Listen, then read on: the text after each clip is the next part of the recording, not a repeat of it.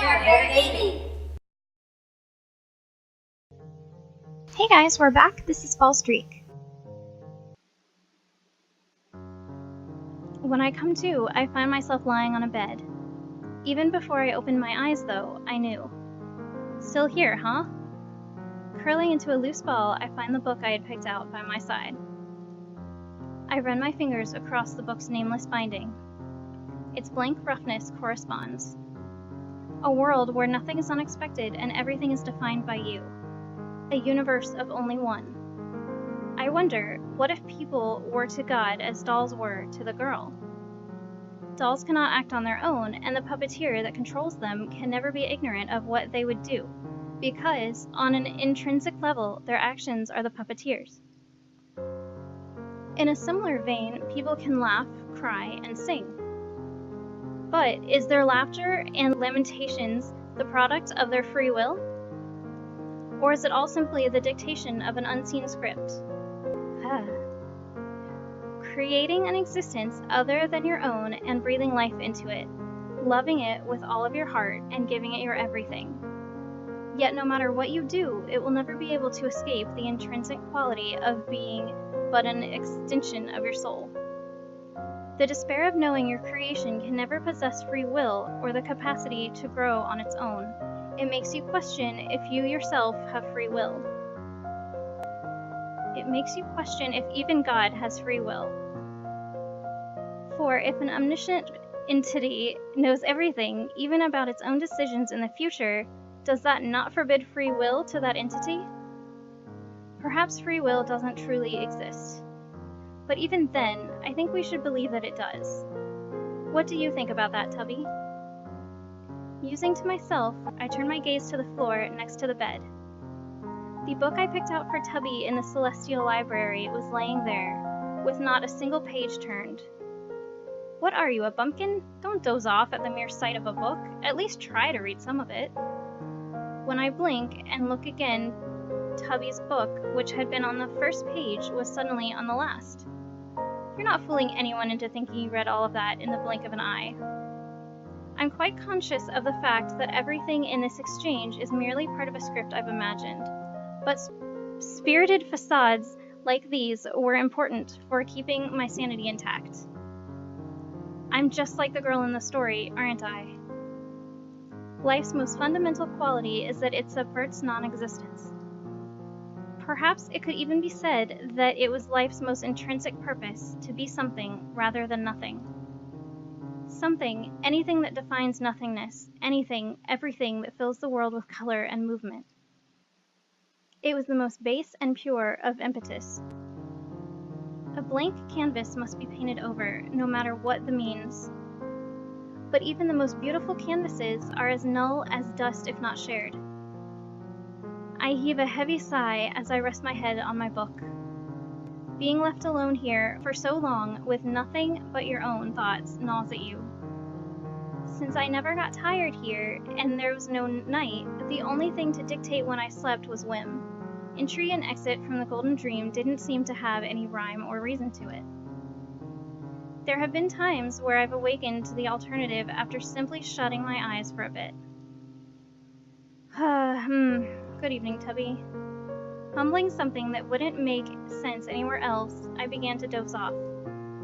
As I'm fading away, for some reason, I'm stuck with the inexplicable conviction that Tubby would make for an amazing pillow. Tubby pillows for sale, buy one, get one free. No refunds will be issued if for some odd reason your product has no actual physical form.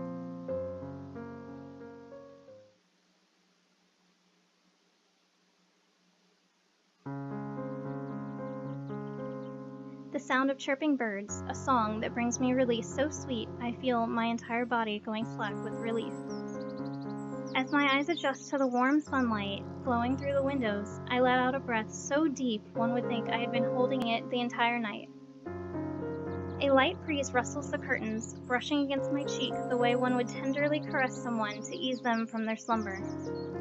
It's probably something few others would ever think about. But the air of the world we live in is alive. It's full of movement, weight, and subtle sense. There's a texture to it that the golden dreams ersatz air can never compare to. I'm back. The sights and sensations of the waking world fill me with maddeningly familiar hunger, like the desire to gorge on the rich stimuli surrounding me. Speaking of eating, something smells good. The appetizing aroma of breakfast being prepared tickled my nose, prompting me to slip out of the comfort of my bed. After wrapping up my morning dailies, I descend the stairs to the kitchen, where a bowl of chicken congee already awaited me. Good morning, Aid. Did you have a restful night? Yes, it was golden. Holding up the oak sign, I blow furiously on the spoonful of hot rice porridge before guiding it to my mouth. Wah! I give a little yelp as my tongue scorches from the unexpected heat. Careful, it's fresh out of the pot. Papa makes a troubled expression as he watches me squirm around in my seat. Hot! Somehow, the pain was not unwelcome. This, too, was one of the tiny treasures of ordinary life, after all. You seem to be in high spirits today, Aid. Something happened at school? Papa pushes a glass of water over to me as he prudently wafts his own chow. Once liberated from the congee's searing heat, I think back to the day before the golden dream. I believe we're having a bridge construction contest today? Ah, that would explain why you were collecting all of those materials last night. Will you be able to carry that all to school, though? Seems a bit heavy. Do you doubt my strength? With a swaggering smile, I flex my legendary textbook-toting biceps. Please get Narrating to help you. I promptly finish eating my meal at the expense of my tongue's outer layers. Usually, I'm not too fond of Papa's cooking since he's rather conservative with what he makes. But for some reason, his homely chow congee was an exception. After washing up, I retrieve everything I need to go put on my shoes. Papa follows along to the door to see me off, as he always does. It's okay if you don't win the contest, you know. Just try to have fun. Reaching down, he rubs the side of my head with the pads of his fingers. It was a familiar and comforting sensation, but somehow it made me feel a little lonely. If I don't win, how will I ever realize my long-standing dream of becoming a master bridge builder? As if to escape that lonesome feeling, something facetious escapes my mouth. That's the first I've heard of such a dream. Papa gives a helpless sigh as he withdraws his hand. Take care, Aid. Stay safe. Bye, Papa. See you later. Running out to behold the clear blue sky in the morning was the best way to start a day. But that's not to say I don't love running out to an overcast sky. A rainy sky, a misty sky, a windy sky, a snowy sky. They were all lovely. They were all the best. I find her at the edge of the sprawling green field that makes up our property, a figure so still they seem to blend into the very landscape. Good morning, Aid. Her rubescent eyes fixate on me as she greets me with a blank expression. Wrong. Reaching out with both index fingers, I push the corners of her mouth up. Greetings should be done with a smile. Narrating inclines her head, causing her snow-white hair to tickle my wrists. Good morning, Aid. A giggle escapes me when Narrating tries again with the oddly charming smile I've shaped with my fingers. Good morning, Narrating. I beam a smile at her to drive my point home. Narrating Rue, a girl shrouded in mystery to the point where even her age was unknown. She was clearly older than me, though, with an appearance that suggested around 14 or 15, if I had to guess. Despite that, she was very innocent, alarmingly so, in fact. One time, when we sent her on an errand at the bakery, she almost ended up stealing, utterly oblivious to the concept of exchanging currency for goods. That's why I like her so much, though. Her presence has the effect of making even the familiar and routine feel new and fresh, as if you were experiencing the world for the first time again. It's strangely liberating watching Narrating stare in awe at something as simple and mundane as somebody kneading dough, for example. The world is full of ordinary treasures that lie unnoticed right before us, only we don't realize it unless it's framed in the eyes of another's innocence. Even now, Noletta was staring fixedly at the big bag of materials hanging from my back. Do you remember? We're supposed to bring in materials for a bridge construction project today. To build a bridge, you need materials. Noletta makes an expression of wonder, as if the thought had never crossed her mind. I didn't bring materials. It's okay, I got you covered. I brought enough for both of us. Thanks, Aid. It'll be tasty. Disjointed conversations like this, where it feels like you're not really on the same page with Noletta, aren't uncommon. But that's just because her way of thinking is unique. In this case, when I said I brought enough for both of us, she probably immediately made an association with lunch. So food's on her mind right now, huh? A question vermicelli friend. Is Brussels already off smelling the flowers? Noletta pauses and stares at me for a moment before nodding. He went cooking with Mr. Damelure. I am struggling. Why am I silly? Wow, perfect score. While it may seem odd at first, Noletta's way of thinking is admirably fluid. Yes, something like this should be admired, shouldn't it? I knew you could do it, yeah. Bouncing on my feet, I reach up and reward her with a happy head pat. Though it is slight, my praise draws a smile from her. Playing with Noletta is the best. It's fun going along with her train of thoughts. Anyhow, Brussels was Noletta's older brother. Both of the Roof siblings were quite unversed in the world for their age. It's something I've wondered about ever since they came to reside on our property around a year ago. Okay, let's go meet up with the others. I often think about it, though.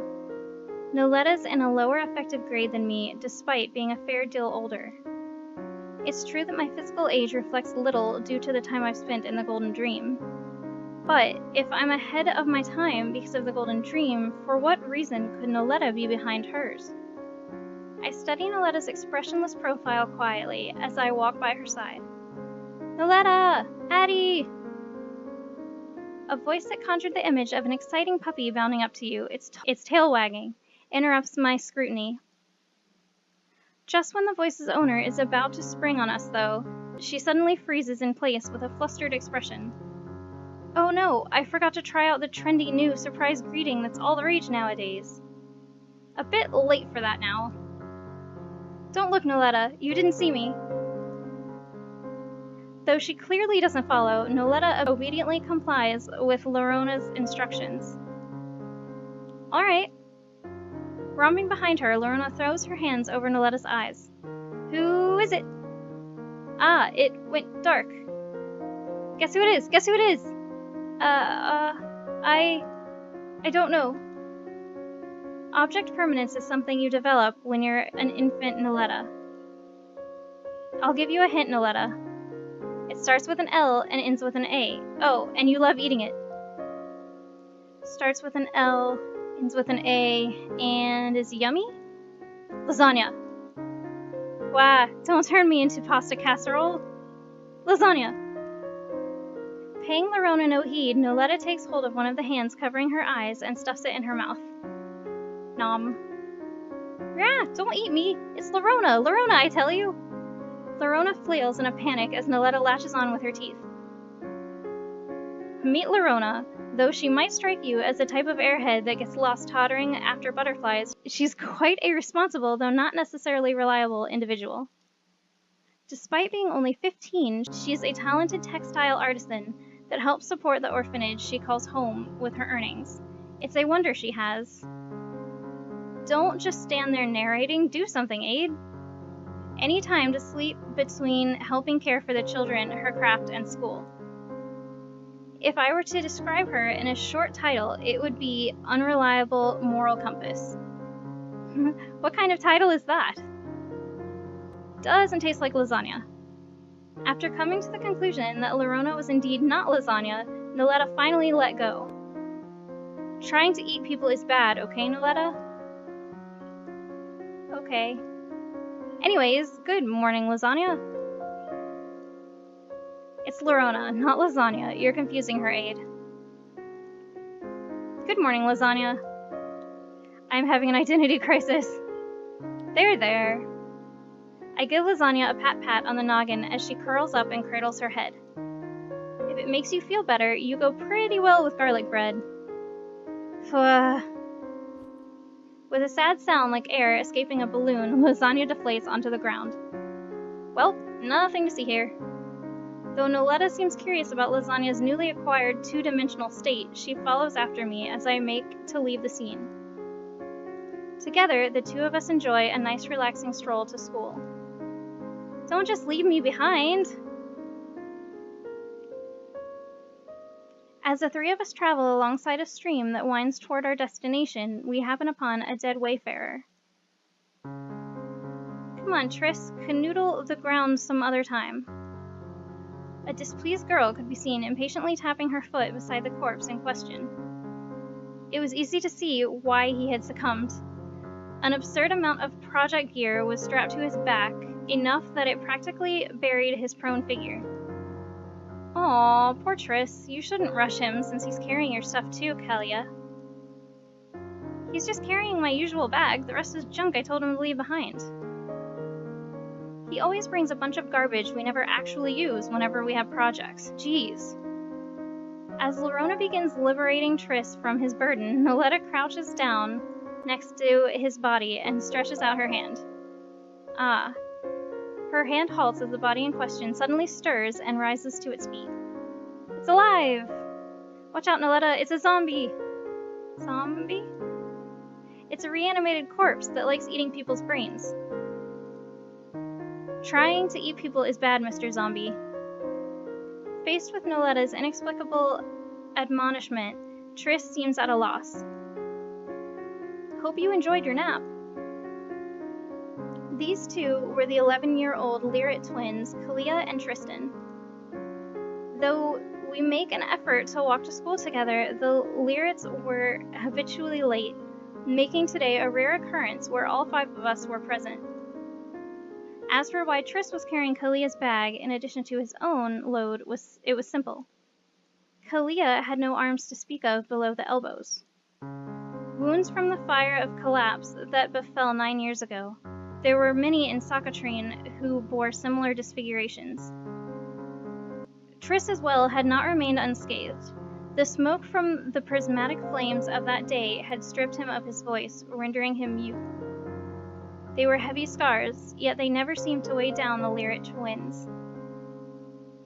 Always on the move, with new things happening in their presence all the time, it made me want to continue watching them, to see where they go and where they might take me. Wow, spring's really showing its full colors early this year. Wandering over to a wayside willow, Larah marvels at the bed of flowers nestled under its eaves. Aha, I know. Over here, Noletta. Larah waves Noletta over after picking several flowers from a particularly bountiful patch. I'm going to teach you something nice, so listen up. Taking Noletta's hand in hers, Larah threads a flower between her fingertips. One way to show people you care about them is to place a flower in their hair, like this. Gently handling Noletta's hand, Larah guides the flower up and through her carroty locks. Get it? After examining her newly changed appearance for a bit, Noletta nods. If you understand, then show me. Larah entrusts the rest of the flowers to Noletta with a smile. After gazing at the flowers for a while, Noletta seems to come to some sort of conclusion. Kalia, Triss, I care about you. You don't have to listen to everything Larah tells you, you know. In contrast to Kalia's flustered reaction, Triss expresses himself with a heartfelt bow as if he had been graced by an angel. Guess it's my turn next. As Noletta reaches out with the last remaining flower, though, I'm cast with a spell of whimsy. At the last moment, I tilt my head to the side, causing her to miss. Noletta attempts to place the flower in my hair again, but I pull away once more. You won't let me? Nope. Let me. Undeterred, Noletta tries to put the flower in my hair again. Noletta can be quite stubborn at times, but I just don't feel like letting her have her way.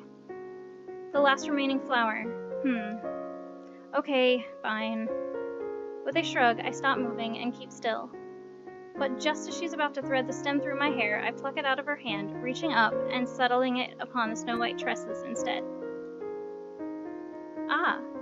Putting a finger to her lips, I stick my tongue out at her. Gotcha! I smile and wink triumphantly.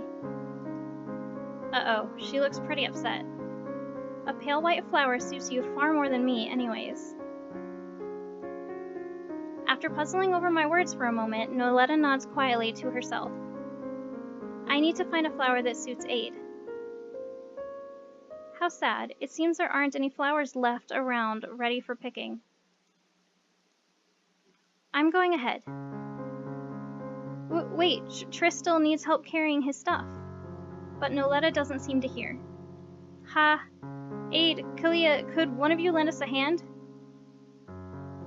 Exchanging a glance with me, Kalia dangles her empty sleeves with a shrug before skipping off ahead. This calls for immediate evasive action. You got this, big sis Larona. Snapping my index fingers at her, I turn on my heels and bolt. Hey! Don't only pull the big sis card when it's convenient. Upon catching up to Kalia's side, I slow to a stroll. As if in agreement that we had witnessed nothing, the two of us mosey along in silent solidarity. Though I have to say, it's pretty funny how good of a mood Noletta's simple action has put Kalia in. You know, it's not just Noletta. Bending forward to get a good angle on her face, I gaze into Kalia's eyes. I care about you, too. What? Shut up, I'm not stupid. You're just trying to tease me again like you always do. You're such a little troll. How dare you? I am a sweet young girl. Still, though, I wonder why this always seems to happen. Up ahead, Noletta was poking through the bushes in search of flowers. Far behind, Larona and Triss were floundering around under the weight of their cargo. Under the promise of budding trees, we once again failed to travel to school as a proper group of 5. Alright guys, that's going to be it for this episode, so stay tuned for the next episode. Thanks for watching!